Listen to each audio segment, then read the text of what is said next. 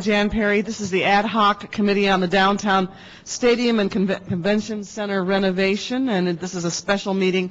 Today is Monday, July 30th, 2012, and we're starting at 9:40 a.m. in room 1010. And before we get into the meat of the agenda, I'm just really pleased to announce that the Entertainment Software Association has named Los Angeles as the place to host the E3 convention through 2015. So I think that is really, yeah, we should clap for that. And let me just give you a quote from the E3 representative, that they are proud to partner with Los Angeles for another 3 years, and the city serves as a strong backdrop for the video game industry's biggest announcements, and we look forward to remaining in Los Angeles. This comes from Michael Gallagher, who is the CEO of ESA, which represents the United States video game industry. This is incredible news. It's a 3-year agreement that ensures that E3 will continue as scheduled alongside AEG's plans for downtown Los Angeles, which includes the development of the new Farmers Field. So we're starting the meeting off on a good note, and with that, Mr. Clerk, let's go to the first item. Item number 1, Chief Legislative Analyst, City Administrative Officer, Los Angeles Convention Center, and AEG to present verbal reports relative to the design of the new Convention Center Hall. Right. Good morning, John Wickham with the Office of the Chief Legislative Analyst, and CEO will be with us shortly. I just wanted to... And we're being joined by Mr. Reyes. Terrific. Go ahead. Okay. With me are Ted Tanner with AEG and Philip Hill with the Convention Center. And at this point, this new hall and event center project is proceeding on 4 different tracks. There's the environmental analysis that's moving forward in the planning department. There are the transactional agreements, the various contracts and leases that are being negotiated. There's the financing analysis and arrangements, and then there's the design. And at some point in the coming weeks, all of these 4 tracks are going to be coming forward to you together in your committee. Okay, great. So we wanted to make sure that the pieces, we started bringing pieces forward to you for consideration and review, rather than bringing an entire project all at one time. That would be quite a lot of information that we're working on at this point. So we've been joined by Deanna Mangiolo with the CAO. So anyway, your staff has thought it was important to bring you start bringing these elements forward for you to consider and see where we're going. So the goals for this new convention hall, the new hall design, are to provide a modern facility, to ensure that there's equivalency in space from the existing West Hall that would be torn down in the new hall, so that the new project at least has equivalency to what we had in the old facility.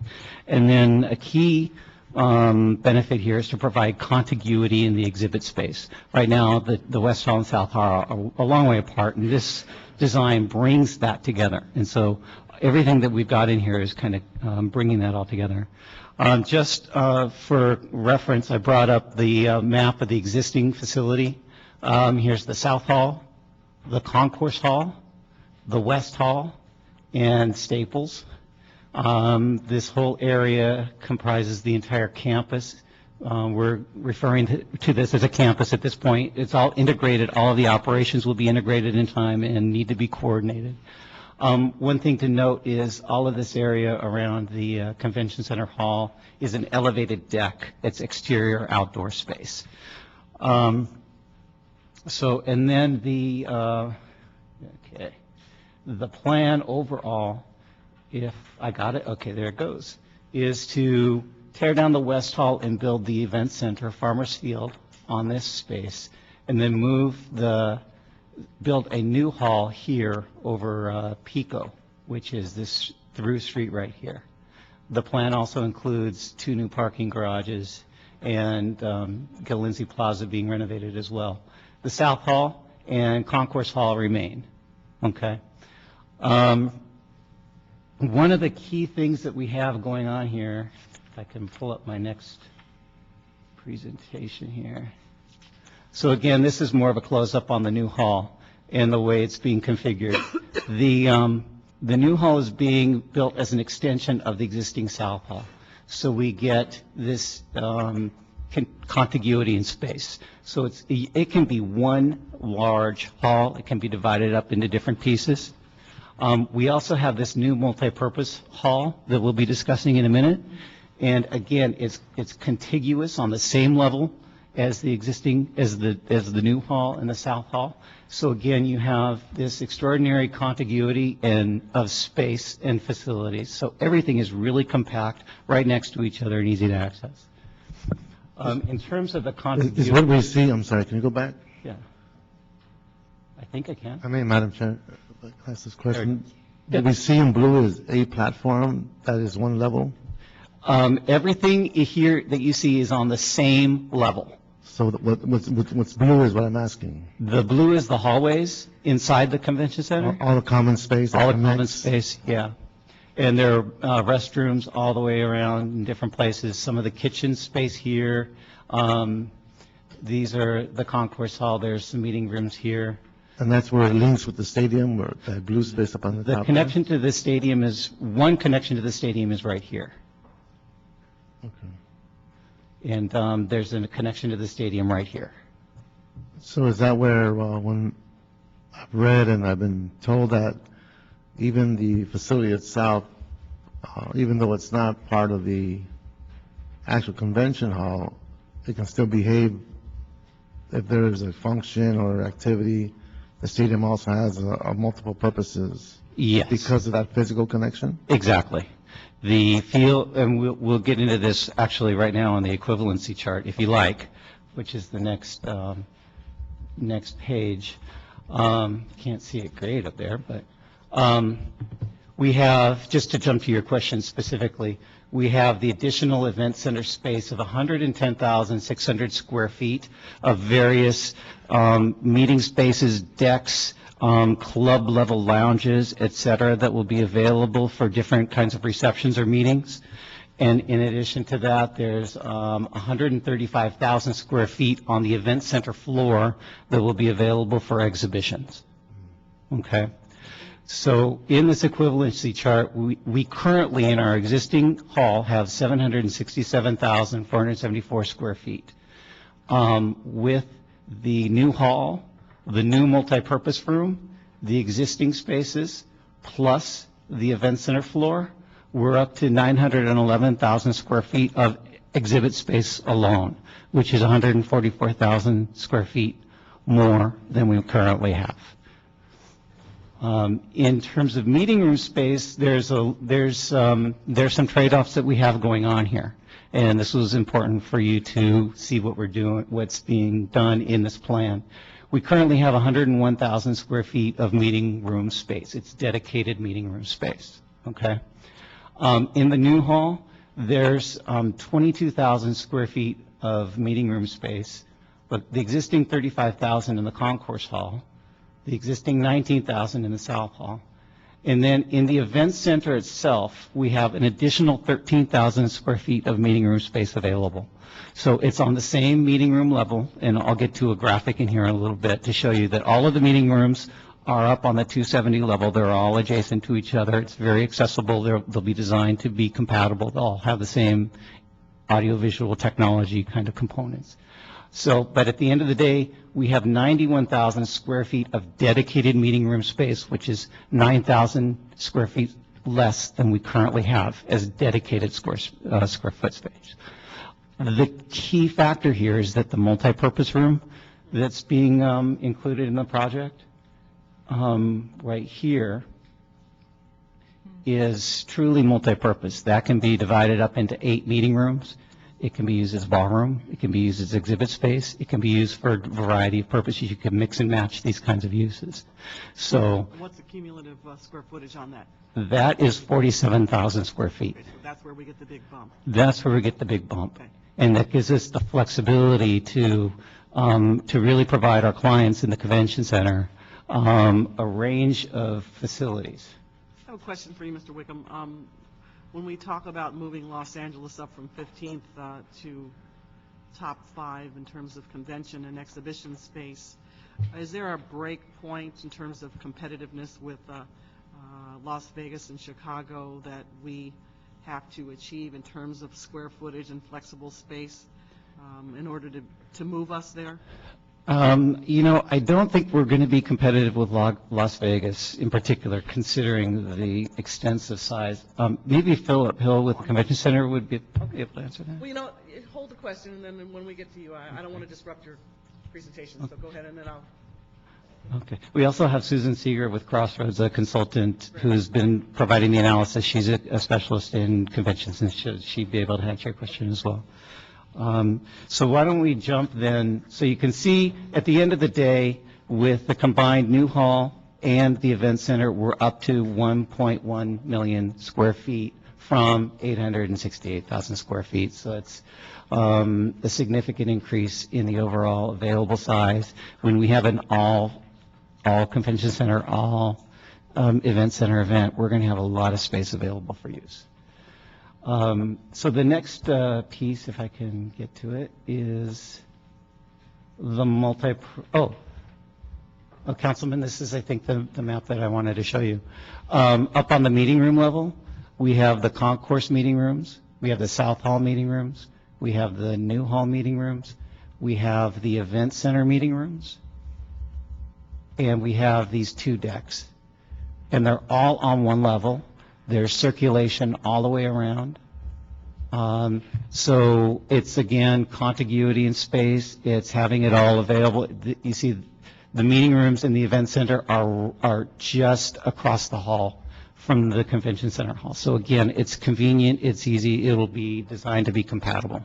So when, if I may mention, so when you have all the activity around LA Live, you're basically creating its own universe around this facility. Yeah.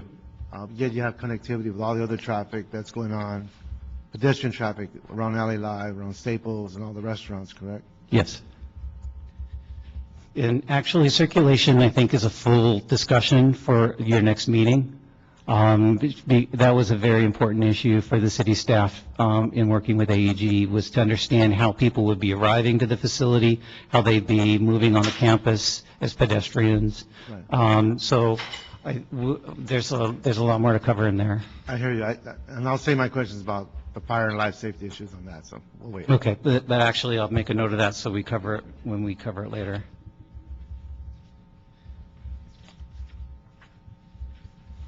Okay, so I think does anybody have anything else on the equivalency that we need to cover?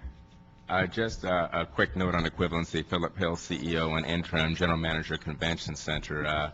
This is a good mix we're looking at. This multi-purpose room will really put us on the map in competitiveness, being able to bring along the major award shows and various items to LA. So being able to switch from prime exhibit space from multi-purpose room into flexible meeting room space is a great advantage for LA. Again, what's the square footage on the multi-purpose space? Just over 47,000 square feet. Okay. This will be definitely a strong asset for Los Angeles. Just to give a benchmark, the Worldwide Partners Conference for Microsoft and the primary space, what was the square footage on that? Primary space, a worldwide conference, if they're using South Hall, maybe 350 right in that arena. Okay. And we still needed more. Yes, we do. Yeah, we did, yeah. One of the key points that AEG has brought up is that this will be the largest ballroom in Southern California. And what's the seating capacity? This is almost, Ted Tanner with AEG. This is almost twice the size of our largest ballroom in the Marriott collection, which is about 25,000 square feet. And the capacity there is about 2,000 seated for a full banquet type. You can get a lot more in a theater-style seating arrangement, but for a banquet use, I'd say about 4,000. Okay. So you can see in this configuration, if it's the full 47,000 square feet for a ballroom, for exhibition space, or divided into 8 rooms for meetings. The finishes will be a little nicer here, I believe, because of the ballroom capacity. One issue that came up as a concern that was addressed is that this ballroom will actually have there will be windows at the top of it with natural lighting, and that's always a concern for exhibitors because they want to be able to have it completely dark and control the lighting. And we've made sure that the design that is being proposed has those kinds of controls to ensure that our exhibitors can have a completely pitch dark space for the facility. Just another couple points. When you walk up from the ground level into the main lobby, this is the view of the multi-purpose room, and the hall, the new hall and the south hall are over on this side.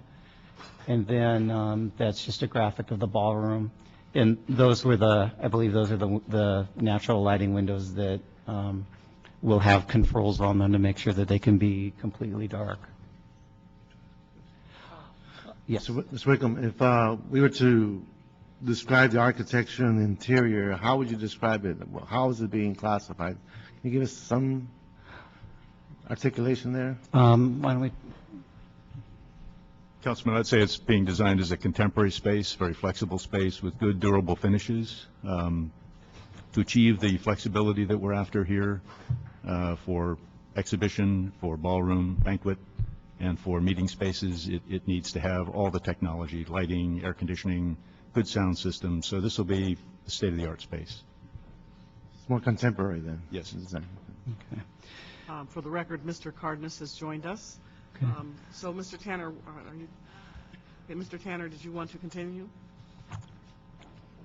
Well, why don't I give you a brief outline on the next point, which is Pico Passage and the Pico Street elements, which are extremely, there's a lot of complicated stuff going on here, and there's been a lot of discussion on this area. You know, we all knew going in that putting the new hall in this place was going to put a cover on Pico. We knew that was going to be a difficult design challenge to address. There's traffic passing through. There are pedestrians who are traveling from Pico Union community to the train station. There are currently buses and taxis that drop off here, and we're bringing more activity into this space as a result of this project. So we're trying to, working with AEG to find good solutions to address some of these things. Let's see. So on Pico Passage at the street level, some of the design elements that are being worked on at the moment, you can see it's important to make sure that pedestrians walking through see a clear path and can get from one end to the other and know where they're going. They're not going to have conflict with vehicles, with trucks, et cetera, that's going to be safe for them in that context. So what AEG has been talking about is having clear decorative paving through the entire length of Pico Passage on both sides of the street, and then to have lighting that's in the ceiling that specifically guides people along the space, so it's clear that this is the pedestrian area. There will be bollards, the cement columns and railings along certain areas to ensure the pedestrians are separated from the traffic, or even taxis just pulling in to drop people off, so that there's good, clear separation on those things for pedestrians. And so we've gotten to that point where just at schematic designs, there's more design work that needs to be done. And your city staff have asked AEG to prepare some additional renderings of this space, up at the corner and at a couple points in the middle, so we can have a better visual idea of what Pico Passage looks like. Here's another graphic, just to show you the complexity of what's going on in there. So we are still working on those design elements. We're also asking for some samples of materials that might be used, what kind of finishes are going to be in the space, and then there are also proposals to use art elements in the space as well. So we're working on all of those pieces to see if we can take it beyond simply paving and lighting to make it a space that people will feel safe in. People have a clear idea where they're going, how to get there, et cetera. I have a question about the air quality, introducing additional traffic into this passage in and out of a residential community.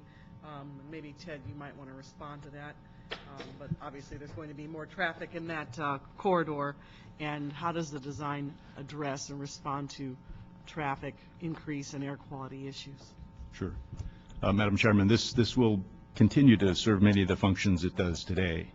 About a third of Pico Boulevard is covered today by the Concourse Hall, roughly from the right-hand section to right around where that gray crosswalk area is designated. So a good portion of it is already covered by an existing building.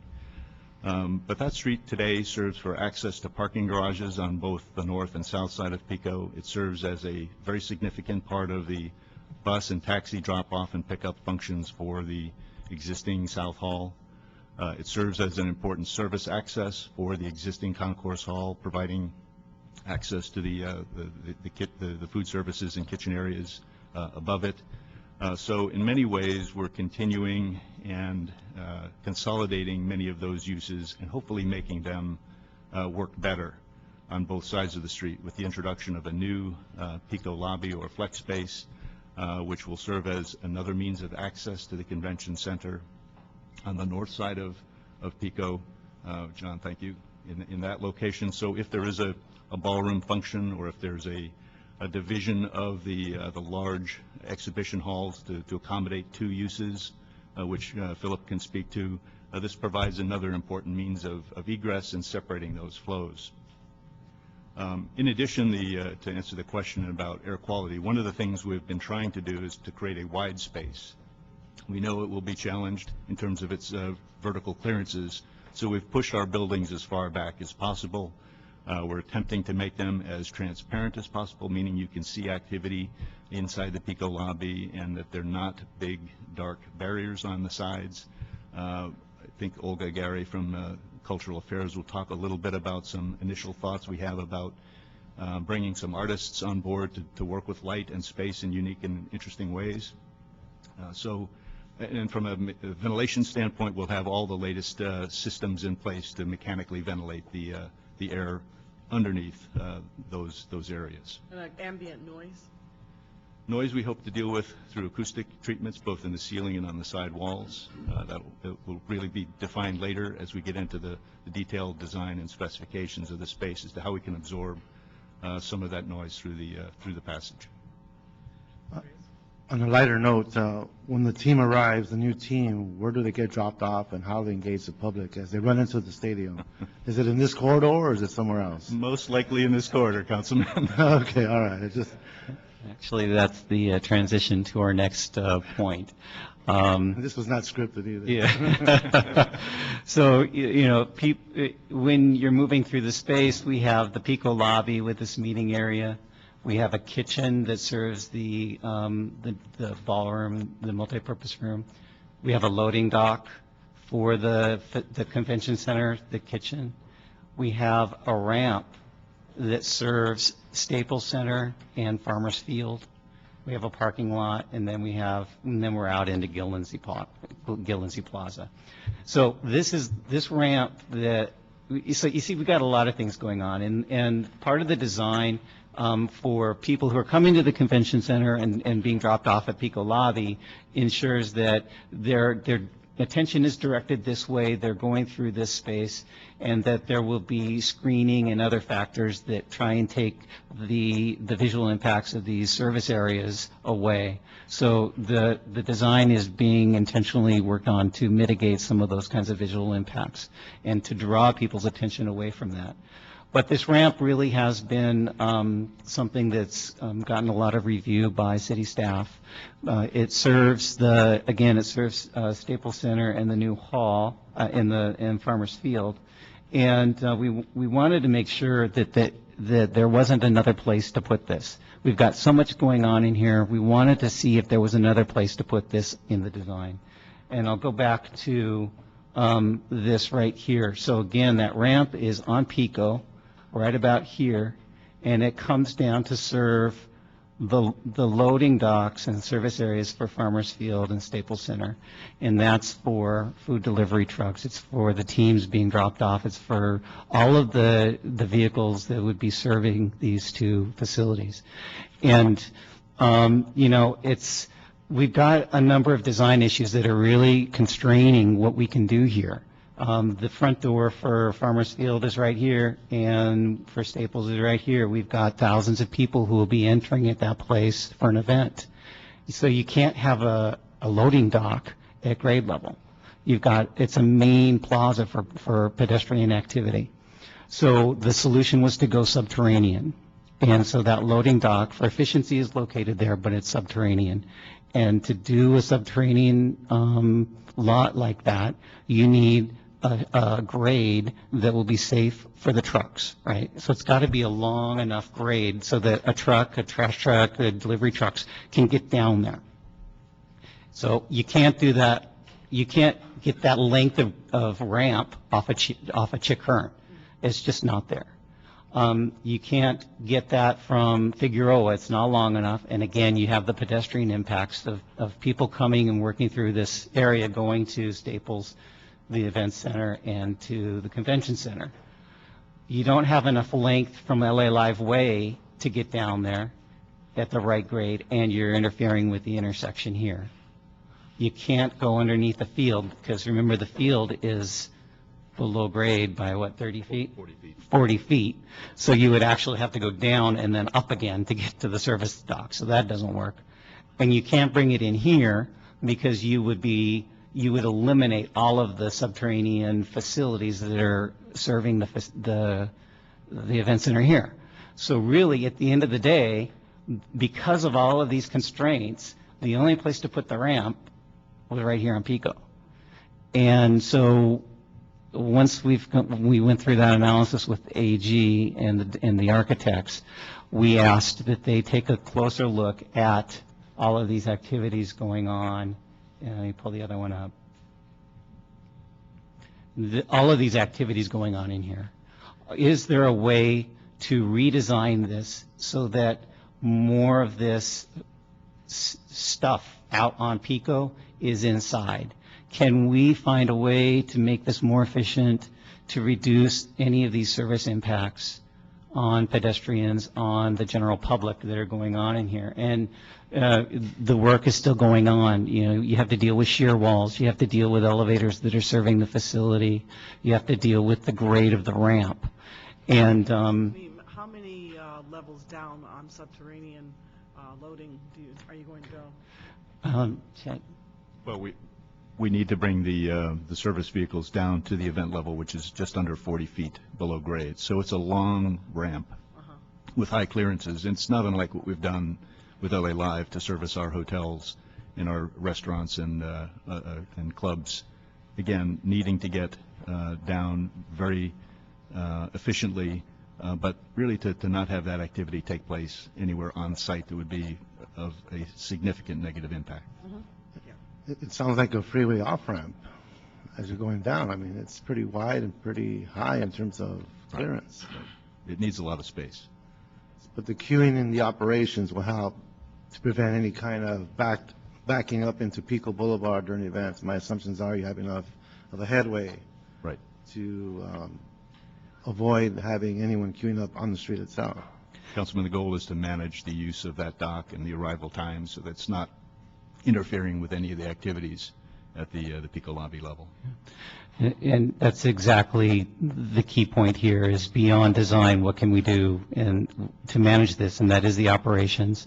We're having extensive discussions about operating the entire campus because, we have event, planning, we have parking, we have security and safety, we have deliveries that we need to coordinate. And so this is one of the key components of that operational plan that's currently being discussed.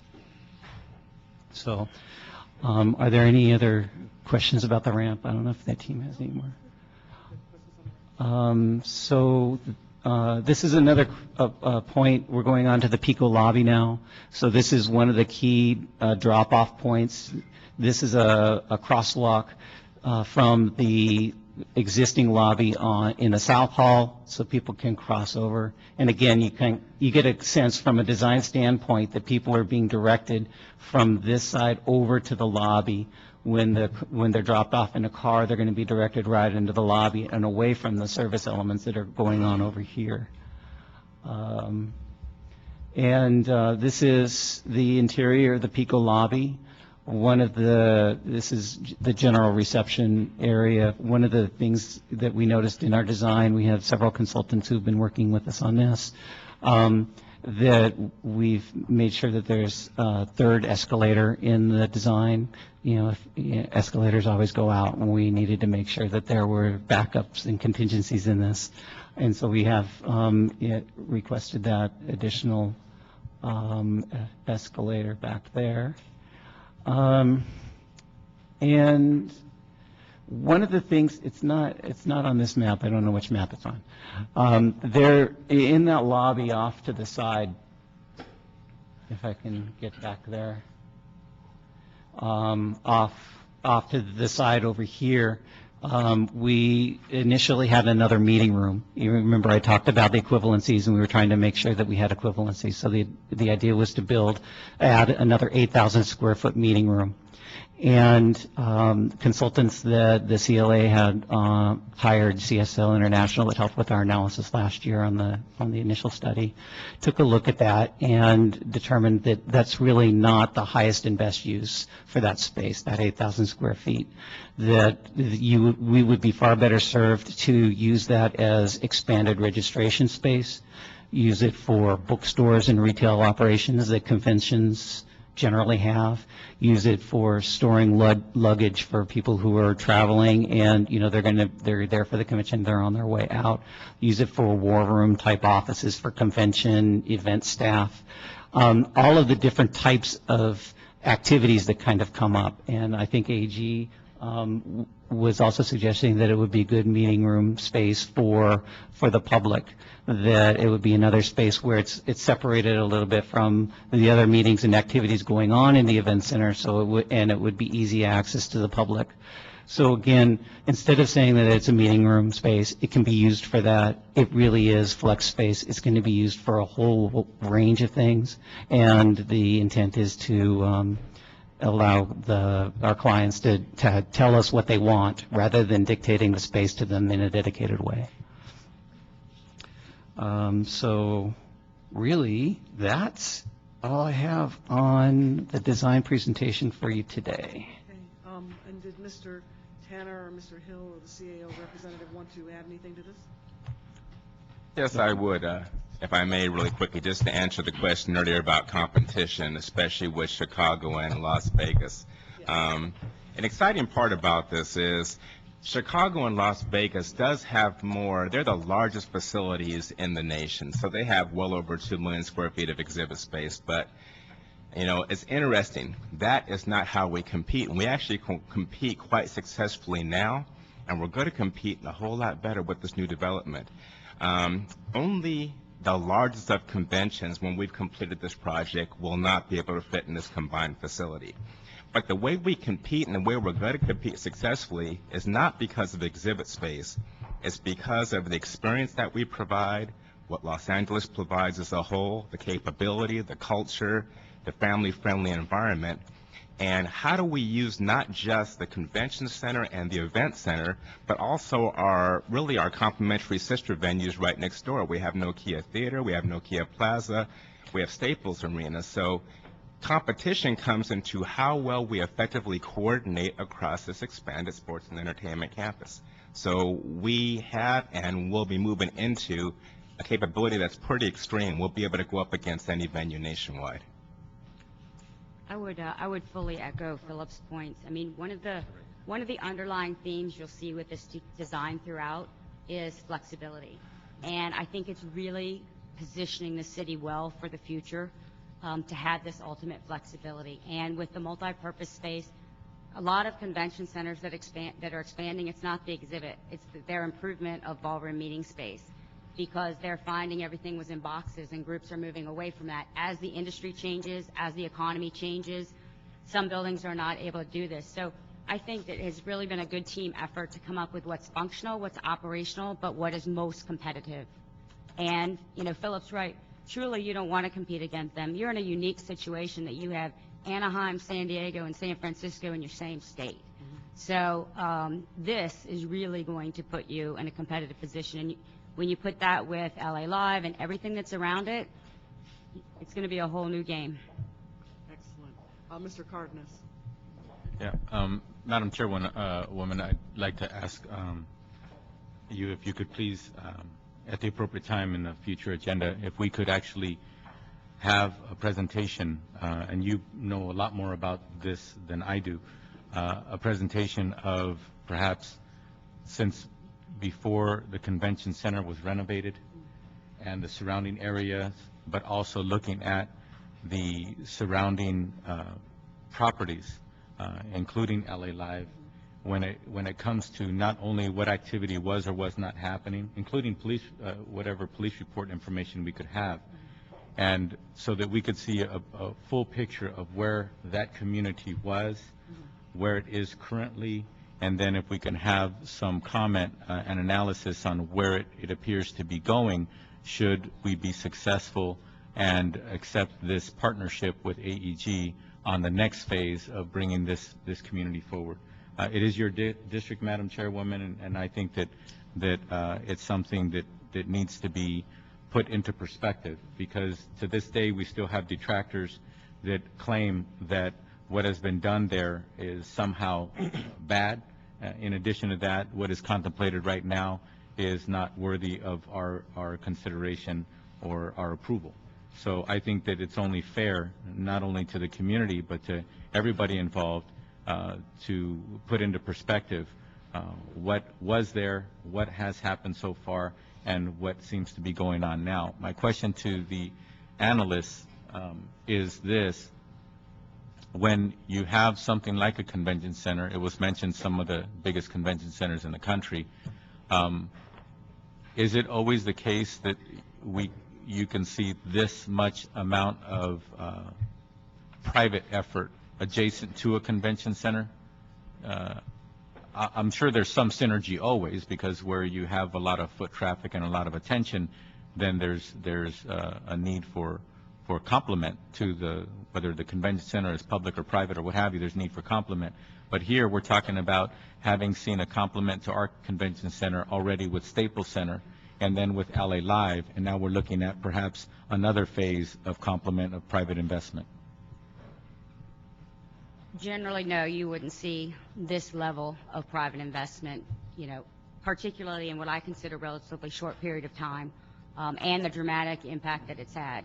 So I think, you know, this is a really good model for how to leverage your public investment for private investment and really plan together to make it the best for the city. So I think the level of private investment in this is much more significant than you see elsewhere. Okay, so we're seeing so far a tremendous investment of private equity into the surrounding area, complementing our convention center. And so what your answer is that taking it to the next level just means that we're probably not average, we're beyond average when it comes to the amount of complement to our public convention center here? Yes, I would say above average. Okay. In addition to that, Madam Chairwoman, if that analysis could include job statistics emanating out of that community before all of this investment, both our investment as a city and the private investment, and then also what the estimates are currently and also into the future. I'd also like to Thank you. add, thank you, Mr. Cardenas, if you could view this through the lens of the local hire ordinance and to see what impact that's had in terms of putting people with, not only from the immediate area, but from the city of Los Angeles back to work, and how that breakdown has occurred. Okay, Mr. Reyes. When you speak of our ability to compete, most conventions have activities, let's say on the present day. What you see today really started 3-4 years ago. The queuing up, the way the industry behaves, I believe, is that we begin to schedule and look at commitments 3-4 years ago, and it's just a cycle that happens to work that way. Would I be accurate in saying that? That is correct. Okay, so when we look at today's investment and we see target dates for opening these facilities, we're marketing what we see will happen in the next year or two, but we probably won't realize the response to that in real terms until next 2 to 3 years, 4 years. But the commitments have to be made today for that period of time. Would that be accurate?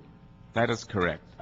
Association business often, and I have Mr. Michael Kraus with LA Tourism at the table that can definitely also talk to the subject. But association business often books 3 to 5 years in advance. Some events are booking a decade out. And so what we're seeing in the current trend, though, with the current economy is that businesses are making more of a decision to hold their location decision close to the vest and make a more near-in decision so that 3 to 5 years closes to a shorter amount of time. Yeah, I would totally agree with Philip. It is a unique dynamic within the industry. Just because of planning and fiscal dollars, there's actually some relatively large groups that are booking in a shorter period of time. I think the other factor is as soon as this is up, particularly on the multi-purpose space, you know, that can be used for all kinds of things. So if you can start to get some key food and beverage events, you're at least going to start to see a positive impact on your bottom line.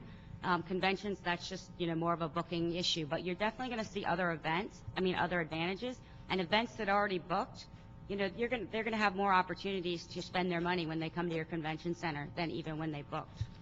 So it is possible, and again, I'm pushing the envelope here because I'd like to see stronger connectivity with educational job development opportunities. Now, these conventions are being scheduled. So let's say there's a scheduled event that pertains to electronics or with computers or software. And we know they've been scheduled 2-3 years ahead.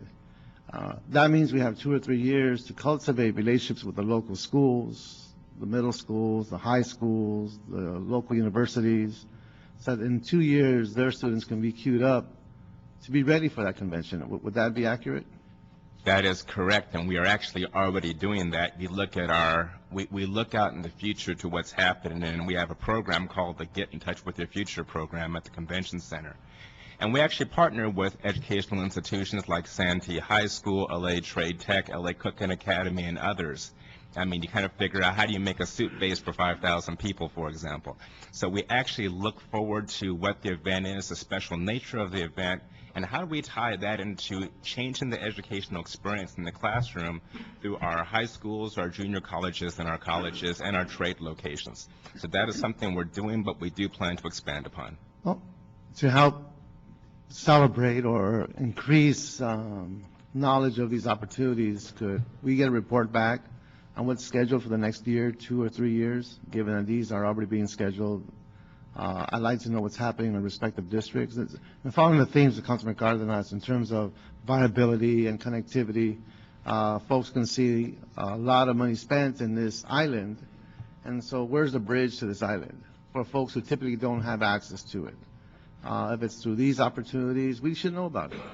So what schools in District 1 and District 9 and I mean the surrounding districts, we should be familiar which schools are engaged. And if we know of schools that need to be engaged, it helps us push that envelope. So we need to clarify and amplify these types of relationships because most folks don't know about it. I go by the convention and I see events there and I ask, does the Salvation Army know about it? More than likely probably do, but I've got 3 new high schools on the other side of the freeway. I have Ed Roybal Center, Miguel Contreras, I have Belmont. Belmont's not it's not a new one, but there's 3 high schools there. Do those kids know about those opportunities? We need to start creating that relativity. We'd be happy to do that with you, sir. Thank you. Council members, if I can add one thing to that I think is important. Remember, most of these conventions are trade-only events, meaning they are not open to the general public. E3 is a great example of that. It does not have a public element. However, most conventions, has been my experience, have been providing opportunities for the community to be involved. They want to give back while they're here. So the organization, specifically the Entertainment Software Association, the example of E3, Microsoft WPC and so on, all have had or have an element that is a give back to the community. I can think of Craft and Hobby that I personally dealt with. And Craft and Hobby, we worked with LA's Best specifically on a program for Los Angeles underprivileged youth. Thank you. We have 2 speaker cards on this item, so if 2 of you could free up the seats, I'd like to invite Awan Kabakar and Ron Miller. And then we'll close off item 1 and then go on to 2. We have a lot of speaker cards on item 2. I'm Alan Kabakar. I'm with the group. Pull the mic closer to your... I'm Alan Kabakar. I'm with a group that owns 940 South Figueroa, the Variety Arts Theater building.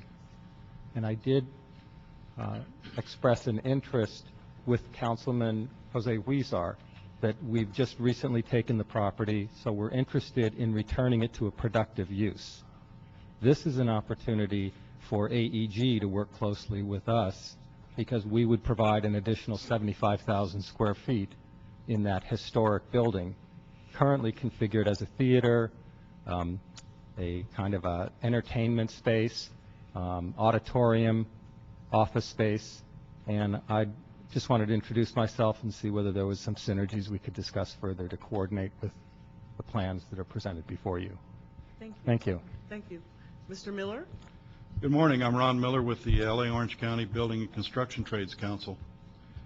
And I just want to say that City Council and AEG are both to be commended.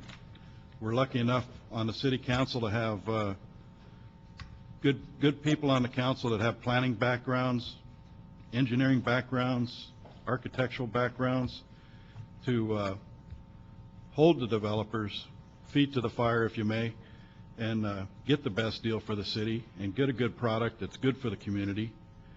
And at the same time, it's going to be a project that will create thousands of jobs for new construction and thousands of permanent jobs. We're LA and Orange County. Well, I'm working with a city in Orange County, and I'll not mention their name, but they have a mouse living out there, and they're all about trying to put a no-growth initiative on the ballot, where they don't want to build. So we don't see that as a good thing. We want to build the infrastructure of the city, create new tax revenues, so the city can flourish and be good partners for the community. Thank you. I have a question. Mr. Miller? Yeah. If you don't mind, Madam Chair? On his time, he had a minute left. Thank you for coming forward and speaking on behalf of your thousands of people that you represent. But could you remind us, please, what is the give me some examples of some of the starting wages for some of the people who are in some of the trades that would actually be starting their career, perhaps working on these buildings, should this go forward? This project will put hundreds of apprentices to work, and the starting salary for, say, like a plumber apprentice is $17 an hour plus benefits. And that's not only benefits for him, but it's him or her, but their whole family, whether they got 5 kids or 10 kids. Good paying benefits to allow them to live in the city where they work and be productive members of society. Well, it's interesting you should say 5 to 10 kids. My father had a first-grade education, and he came to this country, worked in the fields, but came to Los Angeles when he got a union job as a union laborer with a first-grade education. And I was one of the few of my 10 brothers and sisters who actually, when my mother passed away, I got a little ledger of the co-payment that they paid, because I was one of the few in my family that actually was born in a hospital with medical benefits. And that was something that I'm thankful for, and that's something that I think that should be seen and repeated as much as possible in this country, where people can have the dignity of going to work and getting a living or prevailing wage, and at the same time have things like health insurance for their families. So you just reminded me when you said 10 kids, we had one more than that.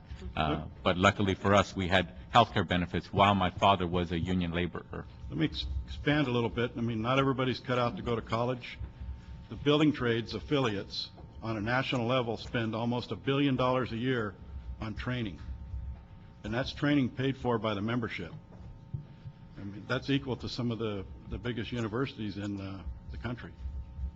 And one last question. How hard have the workers in the building trades, how hard have they been hit by this economic downturn in this country? A good majority of the trades across the board have had 40% unemployment for the last 2 to 3 years. We're seeing a little bit of a rise due to the projects that are starting to happen in the city, but we're still not there. We still have members living in their cars, moved back in with families, have lost their families. I mean, it's a pretty tragic situation. Lost their homes, yes. Okay. Thank you for that information. Appreciate it. Thank you, Madam Chair. Sure. Thank you. That is the end of item 1. These are verbal reports, so there's no action to be taken on that. So we will go on to item 2. We have quite a few cards on that. Who is going to make the staff presentation on item 2? Mr. Wickham? Actually, no. AEG will be here to make the great. presentation on that. I'm Bill Delvac. Will All right, come on up. forward. Item number 2, AEG to present verbal status report relative to Senate Bill 292, mediation, and California Environmental Quality Act administrative and judicial review procedures. Good morning, Honorable Council Members. Bill Delvac on behalf of AEG. With me here today are Ted Fickrey and Martha Saucedo of AEG. As you know, SB 292 added 2 substantive environmental protection requirements. One is to achieve carbon neutrality, and the other is to have a trip reduction program, or so-called best in the NFL standard.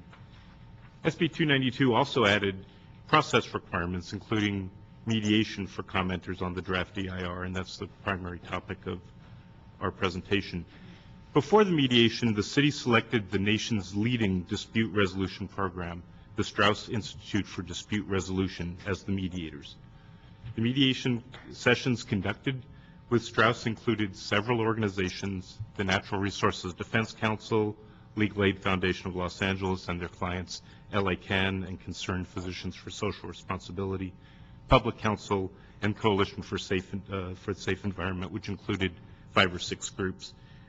Individuals also requested mediation, Joyce Dillard and James Flournoy.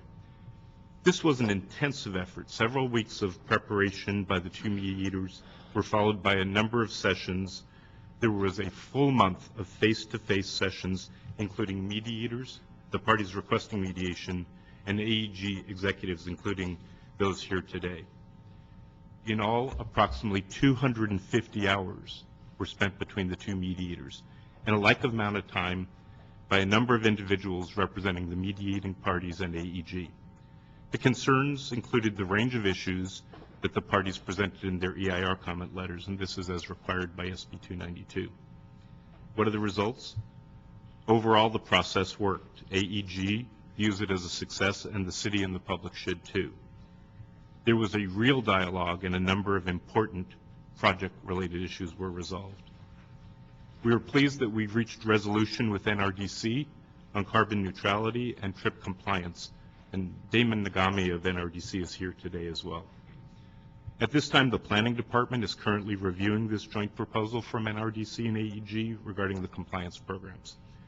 We've asked the Coalition for Safe Environment to join in this recommendation. Further, we anticipate submitting a joint request with the Coalition for a number of additional sustainable design measures and other measures to address concerns they identified. Finally, we have resolved Mr. Flournoy's concerns regarding seismic issues. Not surprisingly for this type of process, we were not able to resolve all concerns. Although we made progress with LAFLA and its clients on several project-related issues, we were not able to resolve concerns that we believe are unrelated to the project or any of demonstrated impacts. For the public record, why don't you say for the public what LAFLA stands for? I'm sorry, the Legal Aid Foundation of Los Angeles. Thank you. In summary, the mediation did work. Rather than waiting until the end of the public process, a number of issues that might not be resolved until commissioner council hearings have been solved with joint recommendations of interested parties and AEG. We trust that this will make the council's job easier, and we know it will make for a better project. Finally, we believe that potential litigation regarding reasonable concerns will be avoided. But if litigation is filed, SB 292 requires an expedited 175-day time frame. With the success of mediation, construction of the project can move forward as contemplated by the legislature and the governor with the enactment of SB 292. I'd also be pleased to comment on the status of the final EIR, which is on track for release in August, and that after that it will move into the council and commission hearing process. Why don't you comment on it now? The final EIR, there have been a number of comments submitted. There were detailed comments. The planning department and the EIR consultants have been working to fully answer those questions and issues. A number of reviews have occurred by the planning department, and we anticipate that the EIR will be released in August, and after that the hearing process. Can you give us a sampling of the types of questions that were raised? There were issues, a number of issues were raised about SB 292, carbon neutrality and trip reduction, also air quality and traffic impacts. There were some concerns raised about light and glare. It is a stadium. Some concerns raised about noise. Again, it's a stadium. These are the types of issues that were anticipated and addressed in the draft EIR and more fully commented on and responded to in the final EIR. All right, Mr. Reyes. Thank you, Madam Chair. In SB 292, there's language about enhancing meetings and having discussions with communities that are impacted. And I understand in working with AG staff, there have been a series of meetings with the Pico Union constituency. Can you describe how those meetings are going and the nature of that dialogue, and what kind of follow-through are we anticipating as a result of those discussions? Thank you, Council Member, for the question. I'd ask Martha Saucedo to address it. Good morning, everyone. So we have had a couple of different layers to the outreach, the public outreach that we've done associated with the project, specifically with respect to, and generally, we've met with a variety of neighborhood councils throughout the city, community-based organizations, and the outreach has fallen into essentially two different categories. So in Pico Union in particular, we have had extensive dialogue through the neighborhood council in particular. The chair of the Quality of Life Committee for that particular neighborhood council has met with us every few weeks to talk about topics like potential traffic and transportation impacts. We have a follow-up meeting, I think, next week around air quality issues. Overall, we've had very successful, productive dialogue. It's been very positive. I think slowly we've been addressing every concern that they've articulated to us. On a much broader level, we've had ongoing conversations with a broader coalition of about 30 primarily community-based organizations with some labor organizations represented as well, and faith-based, around community benefits that will be associated with the project. As you know, for LA Live, we had a very successful community benefits agreement that addressed other issues like local hiring and job training. That coalition includes members of the Pico Union community and greater Westlake area as well. That committee is essentially meeting on 4 different topic areas. The first one being local hiring and job training. And you'll start to see some of this information at future meetings, but essentially there's an effort and an intent to prioritize that individuals, from the local community have access to the job training opportunities and the local hiring opportunities. In addition, there's a number of programs specific to youth that will be tied to the program that will, in some cases, expand on programs that we currently have. You mentioned, the importance of youth and making that connection between the projects. We have really good job shadowing programs that we do with high schools to expose kids to careers in the sports and entertainment industry, and this will be able to broaden that program to include hospitality and tourism. So there's a couple of things that fall under the youth program. There's a third piece around sustainability. Part of that would include the SB 292 required program where we essentially provide funding for local measures to reduce carbon emissions. So that will be part of sustainability efforts. We've also discussed providing some funds for parks and green space improvements.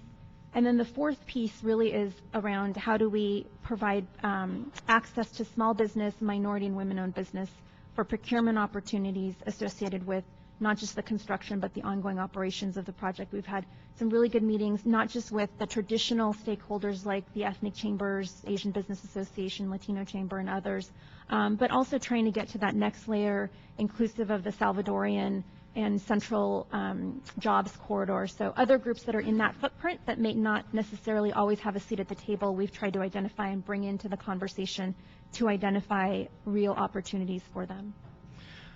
When we look at this notion of access, and you have described a very thorough approach that speaks to the different layers and complexities of how networking can evolve, especially when there are so many people in great need. So I compliment the AG and the staff for moving in that direction. I think one of the salient points that I need to drive home is how we are able to spread that information so that points of access are clear and opportunities do have a way of reaching all the neighborhoods surrounding the whole site. I bring up Pico Union a lot because that's my district, but it has a history of not being addressed by development on the other side of the freeway, and that goes back decades. Today we have an opportunity to change that, and I think we are taking that step. So with that in mind, my understanding in working in my office that we're also discussing the notion of the development of public space, working with the Department of Engineering, with Mr. Moore, our city engineer, looking at our sidewalks, our thoroughfares, so that we can improve that over time based on what the community wants to see. Can you speak a little to that effort? I think so. There's two aspects of that as well. I think that we're very clear in that the connection points, I think, are very important to us in making sure that we create an environment that's conducive towards, both sides of where we're physically located and is welcoming to Pico Union and provides that important connection point and opportunities. We've heard very clearly some really good input with respect to the opportunity that exists for us to work jointly, with your office in particular, around, a separate process that will involve the community where they are also able to identify proactively some things that they would like to see in their community, whether it's facade improvements for the local business corridor or other land use related measures that could improve some of the economic opportunities that they are able to take advantage of. So we absolutely are having those conversations as well. And those are being documented in terms of the results of those meetings? Yes, the nice thing is that all of the aspects that I'm discussing now would essentially be included in the formal community benefits agreement, which will be an attachment to the development agreement. So it'll be binding and enforceable as well. If I may, Madam Chair, may I ask the city engineer if he can come to the table and just give us a briefing on the nature of those discussions? If I may, I see Mr. Moore. Thank you, sir. You've been a steward in this process. But can you speak to where the city family is at? Because every time I see a map and I don't see the other side of the freeway, it kind of irks me, but I understand the project scope. It doesn't mean we're leaving out what's happening on the other side of the freeway. I understand that. But I would like to get on the record the nature of the progress given those opportunities that Ms. Salcedo just mentioned. Good morning, Gary Moore, city engineer. I don't have the specifics yet. I definitely, Mr. Tanner and I, Ted Tanner with AAG and I have spoken about that, and we'll be looking at the specifics of that. But I don't have for you, are we going to widen the sidewalk by 2 feet or so forth? We're still in discussions on that. We can definitely come back to you on that detailed information. If we can get that within the deadlines, I don't want to be the one holding back or pushing unless we get something in writing that we are getting real results. I'd rather do this amicably and working through with the team to make sure those results are realized. That's why I'm asking the questions now, and not be waiting the 11th hour because certain elements are not lined up or addressed, and that we have failed to see the nature of that opportunity because of time, because we're pushing so hard. we will definitely, I know the commitment's there, and we'll make it happen together. I'm sorry, Madam Chair, one last question. When we speak of mitigation, without air quality, we talk about noise, we talk about levels of contaminants because of the sheer nature of the traffic and so forth. Given your analysis, is the site itself lend itself for mitigation, or are you looking at other locations in the region to offset the impacts caused by the different levels of imposition and contamination? Thank you, Councilmember, for the question. One of the main concerns addressed in SB 292 is to create a transit-oriented stadium. We are uniquely situated at the convention center with the Pico Station, and I might ask Ted Pickray to discuss AEG's commitment regarding Pico Station, the two most heavily travel light rail lines in the nation. We anticipate having other transit-oriented incentives. The EIR did look at alternative sites, but none of those sites would provide the benefits to the city of improving the convention center. None of them are urban infill development. None of them are able to be transit-oriented related. And in fact, none of them are adjacent to the sports and entertainment complex that the city and AEG have been developing over the last 15 years. And so I might ask Ted Pickray to speak to the company's commitment on Pico Station. Good morning, committee members. Certainly, there was quite a bit of discussion as we went through the mediation process about ensuring there was an emphasis and a focus on local measures. In fact, I would say in the discussions we had with NRDC and others, that was one of the most important points that was emphasized over and over. The requirements of SB 292 include carbon neutrality, and we were asked and ultimately committed that we would make sure we were looking to implement local programs and measures before we went and bought credits on a regional basis. But I guess more specifically, I mean to cut you off, I apologize, but more specifically, if there is an amount of contamination and imposition on our infrastructure, levels of pollution, does the site itself offer the opportunity to offset those impacts, or are you looking at other locations in the area to address that impact? In two ways, Council Member. SB 292 requires on-site measures, feasible measures to reduce the carbon equivalent emissions from spectator vehicles, and the project does propose a number of those measures. And then SB 292 calls for local measures in neighboring communities. And within RDC, we've identified a 3-mile radius, which would include all of the surrounding communities, as well as, if need be, poverty-impacted zip codes within 5 miles of the project. And these will be, as Mr. Fickray said, locally funded measures undertaken by local groups intended to benefit, with co-benefits, the local community in reducing offset.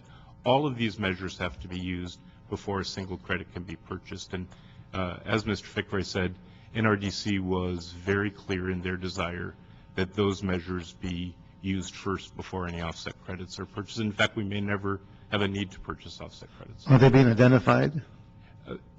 As part of SB 292, compliance starts after the first year of operations. We're 5 years away from that time frame. But the compliance program that will be brought before the council that planning is reviewing now sets up a process to ensure local participation in the projects.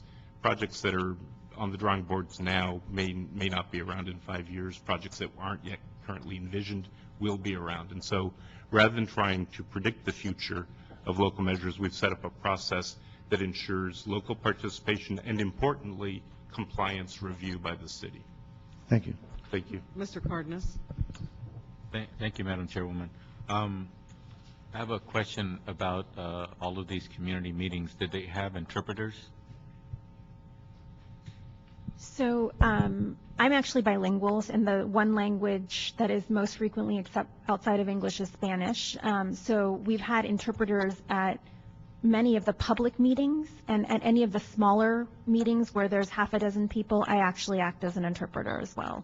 So as an example, we had a large meeting in Pico Union We sent notifications in English and Spanish to about 16,000 homes and businesses in that community. We had about 300 people show up. There was simultaneous translation provided, and in addition, we had stations that were manned by our various consultants by topic, and we had additional translators at those particular stations. So if someone needed translation assistance as they came up to a table, that was also afforded to them. There were 2 meetings required by SB 292. The first one was a meeting that we, AEG, produced, and there was translation services offered at that meeting as well. We had a number of interpreters at the various stations. And then the second meeting was a meeting that the city produced, and there was an interpreter. And the second meeting was specifically for people to be able to provide their public comment. And so that was the main purpose of the interpreter at that second meeting. Okay, thank you. You mentioned that in SB 292 that by Senator Padilla that it confines or defines that if somebody brings litigation against the project when it comes to the EIR and related issues, that there's a confined timeline of 175 days to remedy that process? Yes, Council Member. Very importantly, SB 292 did not change a single substantive requirement of CEQA. It added requirements of carbon neutrality and trip reduction. But every rule of law that applies to any other EIR applies to this project. And that's why what you see before you is a fully developed EIR that AEG and its team and the city invested a lot of time and effort. What the legislation does is require the expedited time frame. Almost all of the time savings occur because for the first time ever, the administrative record for this matter is being prepared on an ongoing basis. On the city's website, all of the comments that were submitted were available in real time. At the time of the hearings, all of the documents will all be available in real time. And so rather than taking 3 or 4 or more months to produce an administrative record when the city is otherwise sued, the administrative record will be available and certified within 5 days after the council's approval. And this is really a testament to the city planning department's efforts and the city attorney's efforts to be ready for that. And that's where the time savings occur. But we are very proud of the fact that we were able to reach something that benefited the project without sacrificing any of the environmental review standards.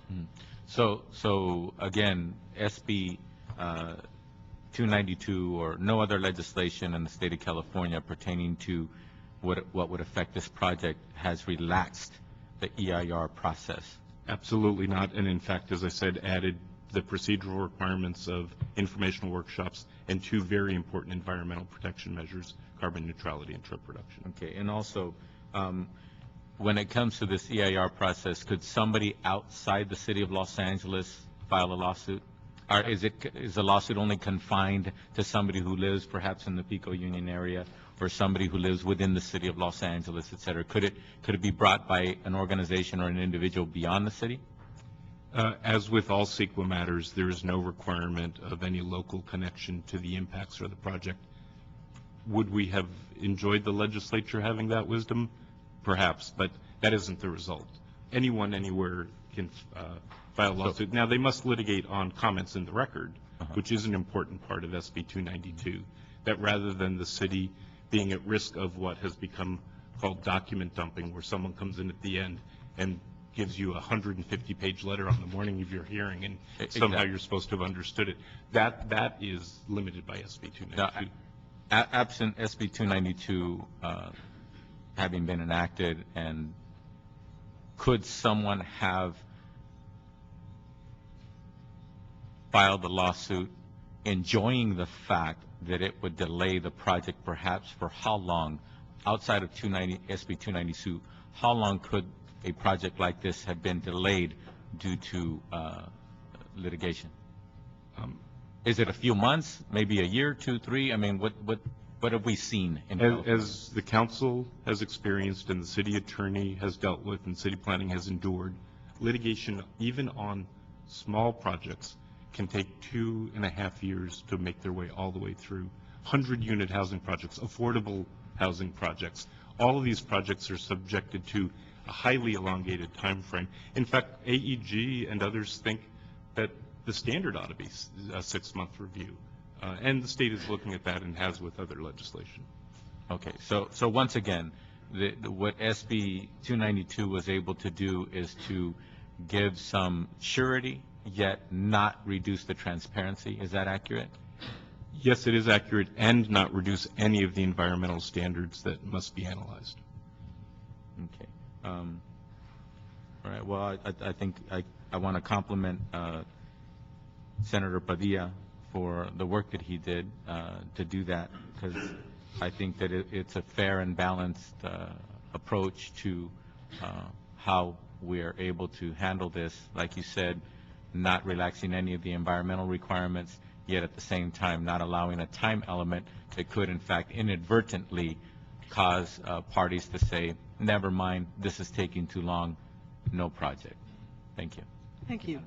Thank you very much. I have a number of cards on item 2, so if you would free those chairs, I will call 5 people at a time. Zahira Mann. Is Zahira still here? Okay. Fernando Gaitan. Annie Kim.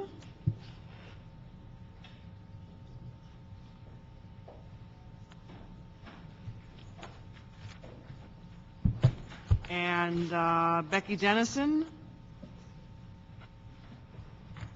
And James Porter. All right. We'll start with Zahira. Good morning. Thank you. My name is Zahira Mann. I'm an attorney with the Legal Aid Foundation of Los Angeles. I'm in our South office, and I represent the coalition Play Fair at Farmers Field. On May 21st, we submitted comments to the DEIR on the proposed project. In that letter, we raised concerns regarding and questioned the legality of SB 292, the statute you were just discussing, including the unconstitutional restriction of original jurisdiction by dictating that all CEQA cases regarding the proposed project must be filed in the Court of Appeal, as well as the unconstitutional creation of a special statute that favors one business above all others. We continue to have these concerns and will continue raising them. Still, working within the framework currently in place, in the interest of reaching a good faith resolution on the CEQA concerns outlined in our comment letter, we engaged in mediation earlier this year. Unfortunately, this mediation resulted in no resolution of issues regarding the environmental and public health impacts of the proposed project, particularly the impacts it proposes to South Park, South LA, and any concrete protections to Pico Union. We are open to continue discussions with AEG and hope we can reach a resolution that will protect these vulnerable communities. Thank you. Thank you. Mr. Gaitan? Fernando Gaitan with the Legal Aid Foundation Los Angeles. I just want to echo again what Ms. Mann just stated, that we find SB 292 to be unconstitutional, and we continue to challenge, we will continue to raise these issues in the future. In particular, I'd like this committee to note that courts have held for more than a century that legislature cannot limit the jurisdiction without judicial power of the courts. Either the appellate or original jurisdiction is fixed by constitutional provisions, and this is from Chin versus Superior Court of San Joaquin County, a 1909 case. What SB 292 essentially does is create a special expedited provisions for just one project. And this limitation unconstitutionally favors this one project over any others that may be available or planned in the city or the region. Moreover, it is arbitrarily, is impermissibly arbitrary in the sense that while the cited reason for SB 292 may be economic reasons, jobs, by limiting to only just one project, you are in essence limiting the ability to review any other project that may also create jobs. And in that regard, it is arbitrary. Finally, I will note for this committee that there is currently a challenge to AB 900, a parallel statute that was enacted with SB 292. Should that statute be deemed unconstitutional, that will obviously impact and affect SB 292 as well. Thank you. Thank you very much. Ms. Kim? My name is Annie Kim, and I'm with the Legal Aid Foundation of Los Angeles in the South Office. CEQA requires assessment of a proposed project's impact on population and housing, and it specifically requires analysis of housing loss and displacement of residents in the neighboring communities. The DEIR found that the project will have no impact on housing, but the DEIR's analysis was flawed for several reasons. First, it only analyzed the project's impact on Pico Union, a neighborhood that is adjacent to the project. However, it failed to analyze the other surrounding neighborhoods, including South Los Angeles and South Park, which will also experience housing impacts due to the project. The DEIR found that Pico Union is comprised of a concentration of low-income and very low-income residents, with 90% of the housing stock occupied by renters. When a stadium of this size is built, it inflates the rental values of the area and leads to displacement of these low and very low-income residents. A health impact assessment was conducted with input from the residents in this area and was released in July. It outlines recommendations for mitigation measures to reduce the project's impact on housing. They include adopting a no net loss policy within the impact zone around the project in order to ensure the preservation of existing housing stock, and also to prohibit the conversion of sites used for housing into parking lots, and finally to fund health promoter, community organizations, and legal counsel teams to work within the impact zone. Thank you. Thank you. Ms. Dennison? Good morning. My name is Becky Dennison with the Los Angeles Community Action Network. We do want to submit the health impact assessment executive summary to you all for the record. We released it since your last meeting. And there's a lot of really important data and analysis that was also submitted as EIR comment, but particularly it analyzes all the surrounding communities. As Councilmember Reyes mentioned, Pico Union, the north side of South LA and South Park are going to be heavily impacted by this project, and the EIR only talks about Pico Union. And so our report talks about all of the impacted communities. It also reflects community voices of organized constituencies in all the neighborhoods, day laborers, tenants, bus riders, folks who utilize this area regularly on a daily basis and are concerned about the health impacts and want to make sure that their voices and their recommendations are heard in this process. There's still time. We're still in the planning process to respond to these concerns and these health impacts, and so we're really hoping that the final EIR and other agreements that come with it reflect the information presented in this HIA as well as our other input to the EIR process. I do just want to say that the neighborhoods that have been completely ignored need absolute mitigation measures and attention in this area, but also there's people in Pico Union who participated here who have asked AEG how to participate in these community meetings and have been told there aren't any processes yet. So there's people in Pico Union who are ready and willing to participate in these processes who would like more information. I just want to also raise a question around whether there's been any analysis done on the City of Industry Stadium and mitigation measures offered there. Because as we started looking as to whether our recommendations were feasible as they're required to be under CEQA, we looked, and Walnut and Diamond Bar are getting major mitigations, $30 million in traffic mitigation, whereas the City of LA is getting about $10 million. Ongoing commitments to health promoting resources in these communities, $1.5 million a year in perpetuity. The City of LA is getting nothing of that nature, so we hope those things will be considered. Thank you. Mr. Porter? Hi, my name is James Porter. I'm a member of LA CAN, also a downtown resident. Well, almost everything has been said so far what I was about to say, so I'll start off this way. Community, community, community. What is a community? A community is a home, a place where I live. How would you feel if somebody came in your neighborhood and built a business in your front yard? So what I'm saying is I'm speaking on behalf of the people in our community. This is our voice. You come downtown and all I heard today is about how you're talking about making downtown look good. Okay, but that's not enough. What about the impacts on the community is what we are talking about. Like Becky said, we gave you a report. We have no response on our recommendation. Our voice is, please respond to our recommendation. You said you care. You said you care about the community. Show us. And that's all I have to say. Thank you. Thank you, Mr. Porter. Thank you, everyone. I'll call up the next 5 speakers. Yegid Kashishian, Alan Kabakar, Priscilla Cheng, Melanie Lutheran, and Ruben Gonzalez.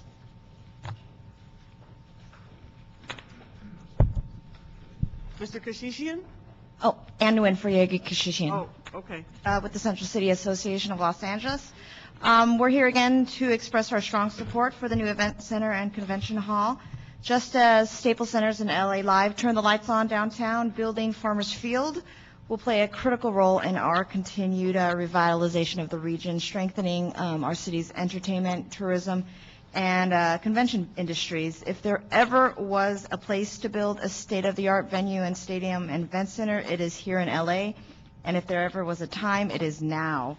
The Renaissance in downtown, it's made an immeasurable economic impact on the entire region, but it's not a foregone conclusion.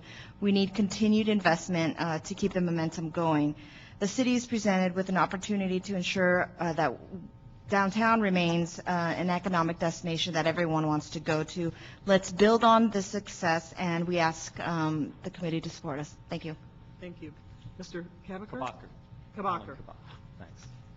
I want to emphasize that it was stated for AEG to implement local.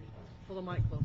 It was stated for AEG to implement local measures before purchasing carbon offset credits. The building that I'm working with is a poured-in-place concrete building that's been vacant for maybe 10 years. AEG was involved in the building in the past, but it still didn't result in a productive use, and I want to encourage that to be part of this process, where that could be a carbon offset credit because of the poured-in-place concrete building that could be returned to use and express its historical character with the new use. That's all. Thank you. Thank you. Ms. Cheng? Hi, good morning. Priscilla Cheng with the Los Angeles County Federation of Labor, representing over 800,000 workers throughout Los Angeles County. First, want to thank council members, city staff, AEG for the tremendous, thorough, and hard work that you've done throughout this process. The biggest impact that we're most excited about this project is the economic development it will generate and the tens of thousands of lives that will be transformed. So on behalf of the many, many unemployed working men, women, and youth in our city, we're excited, fired up, and ready to work. Thank you. Thank you. Ms. Lutheran? Good morning. My name is Melanie Lutheran, and I'm here on behalf of Unite Here Local 11. And on behalf of the 20,000 hospitality workers that we represent in Los Angeles and Orange County, we wish to express our strong support of AEG and the Farmers Field. There are two ways to promote development in the city. There's the low road, which creates low-wage jobs and divides the community, and there's the high road, in which the developer seeks to partner with the community and create quality jobs and other community benefits. We are proud that AEG chooses the high road and that it continues to fulfill its commitments under SB 292. This has been a thorough and extensive process, and we look forward to see it progress rapidly. Thank you. Mr. Gonzalez? Thank you, Madam Chair, members of the committee. My name is Ruben Gonzalez. I'm here on behalf of the LA Area Chamber of Commerce. We would like to start off by commending city staff. Done a fantastic job in this process, specifically the CAO and CLA and their top-notch staff. Further, we'd like to commend AEG for being a true and good corporate citizen and partner to the communities you serve. Throughout the process on issues of job training, local hire, youth outreach, community outreach, that along with the over 170 mitigations listed in the EIR will not only lessen any impacts from the projects, but actually will improve the communities, improve our traffic flow, and improve our transit. Finally, this project will continue the economic resurgence of downtown Los Angeles, and it offers a great synergy with the existing entertainment industry throughout LA County. Businesses throughout the region will benefit from this project, and it will generate new tax revenue for the city, the county, and the state of California. So once again, I'd like to reiterate that the LA Area Chamber of Commerce strongly supports this project. Thank you very much. I have Jesse Marquez and Yuen Lee. I believe, Jesse, you want to speak on 2 and 3, is that correct? I'll just stick with 2 for now. Okay. Go ahead. Thank you, Chairman and committee members. My name is Jesse Marquez. I'm Executive Director, Coalition for a Safe Environment. I'll start with a positive note in that we've now had 4 meetings with AEG, and we've come to agreement of over 40 items. Many of those are new items that have never been introduced before or included in the draft EIR. That is because our collaborative members have other expertises that we're able to contribute. So that's caused part of that. Another area is that we were able to expand on the percentages of commitment by AEG that we've agreed to. However, now I need to get into some of the other areas. A thing to remember is that under CEQA, CEQA requires that you mitigate all direct and indirect impacts. So in our particular case, our organization is headquartered in Wilmington, but we do have members throughout LA. So as a result of this stadium, as a result of the convention center, we will have millions of baseball caps, jerseys, T-shirts, memorabilia that's going to be imported through China through the Port of LA, which means it's going to impact harbor communities as well as freight transportation communities. Those are assessments that we believe were not adequately assessed, and they're not being addressed by mitigation. You will also be importing paper plates, towels, cups, knives, and forks. Those are coming through the Port of LA that have not been assessed and mitigated, and we feel that's one of the areas that needs to be addressed. We also believe that cost estimates have not been properly assessed for all the various impacts, because how can you determine you're going to fix something if you've not assessed it properly or put a dollar amount? We propose that there be a per event ticket participant fee. We propose that there be a parking fee of an extra $1 that would go into a mitigation fund. However, if they don't own the team, where's that dollar going to come from? However, it is going to be an impact that will come down the line. So there has to be ways and means to address some of these impacts. Also, the city noise ordinance for the City of LA is outdated and inadequate, and we have proposed that it be updated to meet the World Health Organization standards, and so we think that's very important. We also ask that you review the AQMD recommendations because there's points there that we agree with. Thank you. Thank you. Ms. Lee? Good morning. My name is Owen Lei, and I'm the Research Director at the UCLA Labor Center on the California Construction Academy program. We're also the official construction sector intermediary for workforce for the County Workforce Investment Board. And as AEG has committed to negotiating a project labor agreement as part of the construction, I wanted to go and present some of the research we have done on project labor agreements in Los Angeles, namely at the Los Angeles Unified School District, which for the last 7 years has had a project labor agreement. They actually achieved 48% small business utilization for their contracting, which resulted in $4.15 billion that actually went to small businesses as part of their contracting procurement. In addition, 70% of the workforce hours under the project labor agreement at LAUSD actually went to local workers in the Los Angeles County area. So we believe that the use of project labor agreements as part of this construction project can have good workforce development outcomes for the City of LA.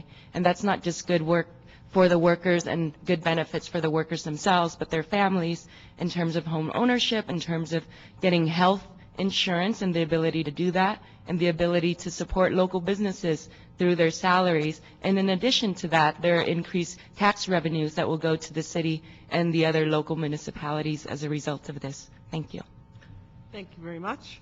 Again, this was a informational report only, no action to be taken on this particular item. So we will move on to item number 3.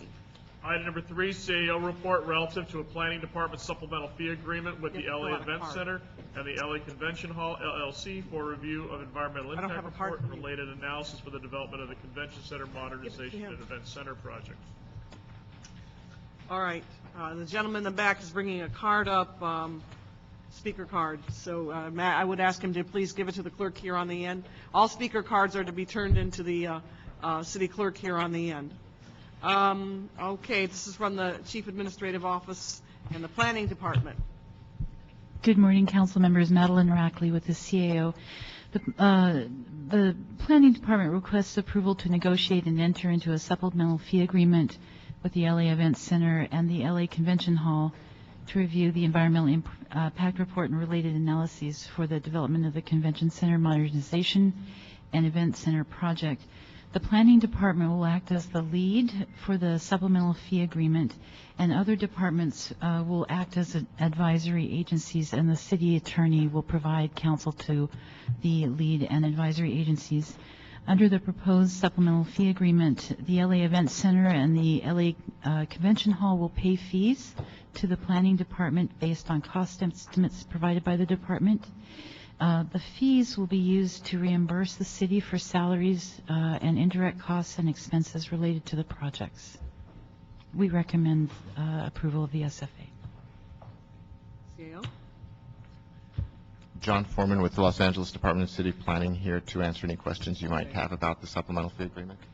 Kid Awakuni, City Planning, here to answer any questions you may have. Great. I do.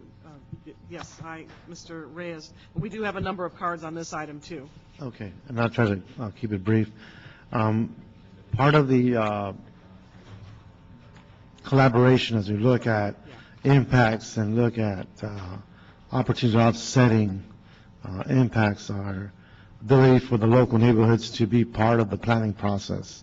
And working with AEG and the staff, there's this notion of a specific plan that gives us the opportunity to assess and have a community-driven perspective that speaks to how we can complement and create that gateway and look at improvements and how we understand life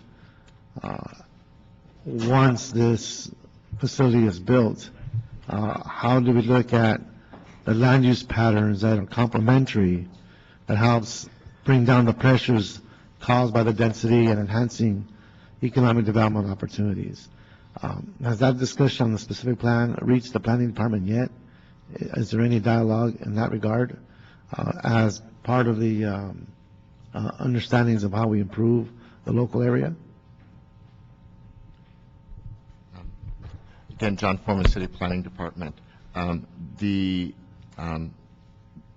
Those discussions have begun very preliminarily, as Martha Saucedo from AEG has indicated. They've been out meeting consistently with the communities. Planning staff has been out at several of these meetings, and again, we were involved with the SB 292 required open house and public hearing. The positions in the supplemental fee agreement, as a full cost recovery case, planning staff has been able to participate, and under the supplemental fee agreement, this will allow other departments to attend those types of meetings and to bill. So we're actually expecting that aspect of this process to gear up. We're currently in the preparation of responses to comments for the final EIR. Once that's complete, that's when we start our major public outreach on the entitlements on the specific plan. We are working to draft the specific plan now, so that will go out so the community will have something solid to comment on. They can look at it and give us their feedback. So from a for this commitment point of view, the specific plan has been locked in, and the activities that we are discussing now are precursors to implementing a specific plan. Am I hearing you correctly? No, I wouldn't say that the specific plan has been locked in. We are currently working on drafting the specific plan, but beyond the specific plan, there will be the development agreement, and we expect them to sort of be working hand in glove, because there will be a number of things in the development agreement that fund things and discuss things that are off-site, because the specific plan will deal with the specific boundaries, the specific geography of the Convention Center, Event Center campus. So it will define what that campus is and what the design guidelines are for development, how processes will be handled for conditional uses for alcohol, for revocations, for signage, and then once that's locked down in the specific plan, once we have a specific plan, we will have a notice of public hearing, and so the public will have an opportunity to look at what the city is proposing in this specific plan and comment on that specifically. And we expect through that process, we will also be having the hearings on the development agreement to hear about the off-site improvements. Well, given this is a verbal report and we're taking, I don't want to take too much more time, I'd like to meet with you and the staff to get clarity as to how we're going to unfold a specific plan on the Pico Union side to address future impacts. So you have, I think, two different products that you're referring to. The product for the site itself. There's a product that the Pico Union area is anticipating. And so we need clarity as to how that process will unfold. We don't have to do that right now, but that's a very important discussion for my office and for the people who are expecting certain products. And that's absolutely correct, the way you described that as the sort of the two stages of how the specific plan and development agreement work on-site and off-site. Okay, thank you. Thank you. And Mr. Ardone, I'll catch you in a minute. Once we complete this item, I'll circle back and let you come speak on the record. Now let's free the seats so that we can get our speakers up. And in the interest of time, because this is an item that we do need to vote on, and I would like for Mr. Cardenas to be here for the vote, we'll shorten the speaker's time to 1 minute per person. And I'd like to call Mr. Marquez back up. Jesse Marquez. Is Jesse still here? Okay. Jesse Marquez, Mr. Cabaker, Rocky Pelicano. I'm sorry, whoops. I do that all the time. Pelicino. I'm sorry. You know, we've been down that road before. We've been there before. Yeah, we've been there before. Yen Lei and Shamari Davis. And Mr. Marquez. Is Mr. Marquez gone? Okay, he seems to be gone. All right. So, Mr. Cabaker. I just wanted to expand on Councilman Reyes' comment regarding the development agreement and the specific plan that the Figueroa Corridor also be included. That would affect my building at 940. Thank you. Thank you. Mr. Pellicino. Thank you, Madam Chair, and good morning to each and every one of you. Just real quick, I'm going to switch gears if I may, because I'd like just to piggyback on to what Councilmember Cardenas had to say about his father. I'm just saying here, for me personally, I looked for something in life when I graduated from high school, and what saved me was an apprenticeship program. And by joining an apprenticeship program at $4.04 an hour, I was able to get married and have a child in my first year of marriage. In today's times, we do need a project of this magnitude to bring in more young men and women into an apprenticeship program. And I will assure you, and I'll speak this from the sheet metal workers along with the other crafts of the building trades, our apprenticeship program is open to every brother and sister of all walks of life to join. And with a project of this magnitude, we'll be able to bring in more and more of our youth into an apprenticeship program. Today, currently, our apprentices earn over $20 an hour with 3 pension plans. I must say, as that must be something great to offer to every young brother and sister on the streets of Los Angeles. Thank you. Did you say 3? Yes. Wow. At first I thought you said free. 3 pension plans we're able to offer our young men and women. Okay. And I want to thank you, sir, for what you shared with us in your personal life about your father, because it touched my heart where I was able to get that feeling also. Thank you. Is Yen Lei still here? Come on up. Oh, you're past? Okay. And then Shamari Davis to close. Good morning, Madam Chair and council members. Shamari Davis with IBEW Local 11 Electricians Union, representing about 7,500 workers here in Los Angeles County and hoping to grow with the passing of this Farmers Field. We're very, very supportive of this project. Having worked with AEG, we understand and know through experience that they're a very, very responsible developer. They hear all sides and they act accordingly. We know that the City of LA will make the right decision on passing this through. And the great thing about it is it will create a lot of opportunities. We're hiring right now as in the electricians union because of a lot of the projects that are starting. We're very, very happy that private development is starting to come forward, and with this type of private investment in city projects, it's unprecedented, and we have to push this through. So we strongly support it. Thank you very much. Thank you. Thank you very much. And we'll take a vote on this item. And that is to, you want to say what for the record? What For the record, then it would be approved. Will the commission committee? Very good. Right. No opposition, so. No opposition to said item. Okay, thank you. All right. Mr. Ardone, why don't I let you come up and speak on item 2 since. Thank you. Councilwoman Perry, Councilman Reyes. Thank you for the opportunity. I got a little lost in in all the discussions and everything, the presentations. It was very good. I work with the Public Immigrant Policies Institute of Los Angeles, as I mentioned it before. 25 years working in the Pico Union District and in Westlake and some of the other areas. And I want to make sure that you hear that we are doing every possible way to work with A&G in outreach, all the communities, including the Can Joval, including the Maya communities that lives in the area. So that will be the next step. We're working also with the other communities that live on District 8 and 9 that also will be impacted by the project, and that's also something that I'm working with. So as a matter of fact, just for your information, we just had a tour with Marta Saucedo 2 weeks ago in the Pico Union and Westlake area as to see so she can feel firsthand how this project will impact. So they got our full support. Thank you. Thank you very much. I appreciate you coming and speaking on. That was for item 2. All right, next item is item 4. Item number 4, Cultural Affairs Department report relative to establishing an Arts Oversight Committee to work with Los Angeles Convention Center and AEG's team to develop an art program that would result in an overall master plan for the LA Event Center, New Hall, Gil Lindsay Plaza, and Farmers Field Stadium project. Good morning. My name is Olga Garay. I am the Executive Director of the City of Los Angeles Department of Cultural Affairs. And before I start my presentation, I wanted to congratulate the Councilwoman for a wonderful Central Avenue Jazz Festival that took place over the weekend. I had the privilege of going both Saturday and Sunday, and it was just an outstanding event, so congratulations. Thank you.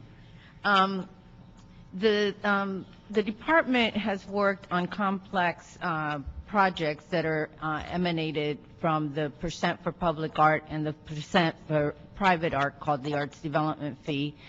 Most recently, we've been working with the Los Angeles World Airports on the Tom Bradley International Festival. And in that case, as what we're recommending to AEG, we put together an arts oversight committee that included very prominent members of the arts community. In that case, the president of LACMA, the president of the Hammer Museum, and the president of Otis College, along with an individual artist and the general manager of the airport and a commissioner. And what we're recommending is that a similar format be followed for this quite complicated and quite opportune event that we're heading towards. The AEG will be generating percent for public art, 1% for the stadium, and then the convention center will be 1% for public art. So we have been meeting with AEG. We've met with them on several occasions. I think that we're heading towards this road. They seem to have they're in agreement with us that something as unique as this opportunity is to really do something iconic for the visual landscape of Los Angeles, as well as Lindsay Plaza, providing the opportunity to, along with the Grand Park that was just opened, to be another major gathering spot for the city of Los Angeles that we really need to maximize our opportunity. And so we're recommending that we form such a committee with representatives from the arts community, with a representative from the councilwoman, mayor's representative, AEG, of course, the convention center, et cetera. I wrote a breakdown of what we propose along with the timeline. AEG has already met with us, and they have a basic idea of how they would want to dispose of the percent for public art obligation. But we feel that by bringing a committee of this nature and of this prominence, we'll be able to come up with really something that we will all be proud of. Couple of quick questions. How much time does it take for you to assemble a committee? We're planning on assembling the committee in September. We're already we've put together an initial number of people to serve on it, really prominent members of the arts community, including the Dean of USC's School of Fine Arts. We just sent you this Saturday an invitation to appoint some people on the committee, including a staff member.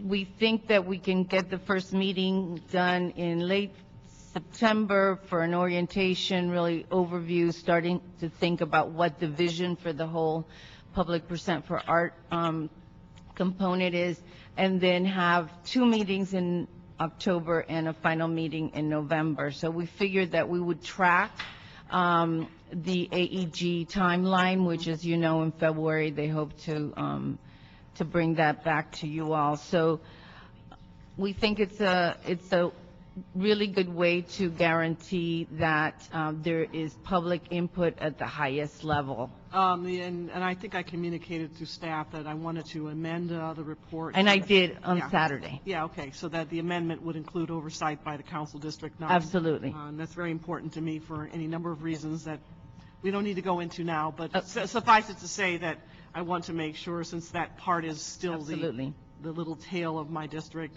that I have the opportunity to have that oversight. Absolutely. I revised the memo on Saturday and sent it to your staff. I appreciate your responsiveness, and to start, I'll have staff there as my representative, but I am going to direct them to look into South Los Angeles to see if we can find some either curator or artistic representative so that we can have some geographic diversity on this team. I think it's extremely important. The last thing I wanted to ask you is the needs of the campus itself, and what's the interface between your committee and the interface as they move forward in the planning process for the event center, for lack of a better term. Right. And how do you see that interacting with the agenda of your committee? Well, I would like Ted Tanner to co-chair the committee with me. So we would not only have Ted, but at least one other representative from AEG. We would also ask, and I sent him the revised memo this Saturday as well, asking him to nominate 3 arts professionals for the committee of their choosing. Furthermore, the committee would be staffed by their architect, just like what happened with LAX. Their architects would be available every time that we meet, so that we would coordinate it in the best possible manner. And we would also ask the oversight committee would also include representatives from the consultants that are helping the convention center outline its program. So we would staff it with as many appropriate people from both the convention center and the stadium side. Thank you. Thank you, Mr. Reyes. Yes. When you look at the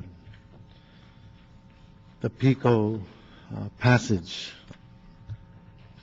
what is the location? How is it being identified? I keep including the part of the Pico Passage to also look at Pico as it goes under the freeway and crosses into Pico Union, at least for a certain distance. Right. Is that your understanding? Yeah, well, we're going to be working with AEG to identify several art zones where public art could take place, and Pico Passage is definitely one of those places that they're very interested in bringing in an artistic overview. I'm listening carefully what you're saying and using the word could. Well, so it's possible it might not. Well, it's probable. I just don't want to second guess what the oversight committee would do, but you're saying that you want it there. I mean, I've been saying that from the very beginning. Yeah. Okay. I mean, I've said this every meeting we've had. As a matter of fact, on one meeting I got rather upset because I did not see it as part of the map. But I understand now how it's being viewed, and I've been assured that it's not going to be forgotten through the specific plan, through the potential of business investment district. Real improvements need to happen to create that connectivity on the other side of the freeway. So the Pico Passage to me is not just on the campus itself as it's being scoped within the EIR, but it includes the Pico Passage past the freeway going west. And I need clarity and assurance that that's not going to be forgotten, that I'm going to get I'll get a lot of verbal statements when I'm not here anymore. Where's the legal commitment so the community can defend itself when it's out in the cold? And that's what I hope does not happen. So that's one element. The other element with the art is, and I appreciate the high-level appointees that you discuss, and it is practical and common sense to have a council member of the district on that committee. But I'm also thinking of the folks, because the art community in Los Angeles is vast, it's complicated, the network is amazing. So I'm not sure what word to use. I don't say use the common, but the person who doesn't have high status, doesn't have high-ranking titles, and these very affluent organizations, how does the person in the community who has an artistic presence, how do they have access to this amazing opportunity? I'm thinking right now we're finishing the mural ordinance. There's a whole mural movement. How does that synergy interface with this opportunity? That's just a what if. So I want to be clear that I understand the importance of having very well-known names, very prestigious names, and very affluent entities. I understand that. But is there room for that artist who's not doesn't breathe that kind of air, that's in a different place, that's also just as talented? I just want to get your perspective on that. Yes. Well, first, in terms of the Pico Passage, was duly noted, and I wrote it down, and that will be one of the key areas that we're going to look at. When Ted Tanner and I met with our respective staffs, we identified the Pico Passage specifically along with Gil Lindsay Plaza, along with the 4 main thoroughfares that go into the project. We even talked about having a performing arts component so that there would be activities there to invite the whole neighborhood in, very much like grand performances or like what now the Music Center is doing for the Grand Park. So we are trying to be as intelligent and strategic as possible with the money that is available to make sure that we don't squander this wonderful opportunity. In terms of the question about the community, there are some slots for community representatives, and so, I would welcome suggestions from you. I know that your district abuts the proposed project, and so I'm more than happy to listen to people that you might want to recommend. But absolutely, this is something that we're very conscious is going to be the living room of Los Angeles in that area. And so we really want to make sure that we do our best to be as inclusive as possible. Thank you. Thank you very much. Ted, did you want to add some words? I just wanted to echo that it's our intention also to make this as inclusive a process as possible. As you know, Councilman, we have talked about a local mural program that would coordinate, obviously, with Olga and her staff for all of the portals entering Pico Union. So that's clearly on our scope. Thank you very much. Thank you. And I appreciate your time. Mr. Cabaker?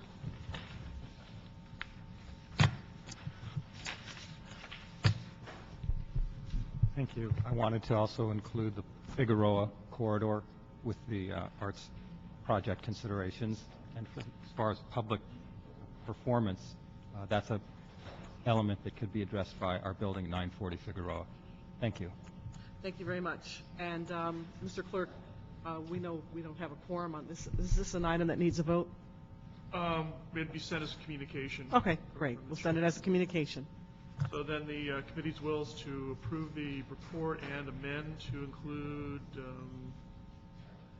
I believe that we need to approve the Department of Cultural Affairs proposal to create an arts oversight committee to develop a master plan for art on the campus that incorporates the Convention Center, the Event Center, and Staples Arena as amended, and that would also include the Pico Union area. And the amendment is what I previously stated, the council member of the district having oversight on the committee recommendations, the final selections, and the invitation of individuals to serve. So that is the amendment, and instruct the Department of Cultural Affairs to report back to council with the proposal developed by the Arts Oversight Committee. And that will go as a communication. Thank you. Very well. I believe that marks the end of our agenda. This is the period of time during the meeting for those who wish to come speak on items that are not on the agenda. This is your opportunity to do so under public comment. I guess the people with their football uniforms left, huh? Yeah, they left. Okay, all right. Okay, thank you very much.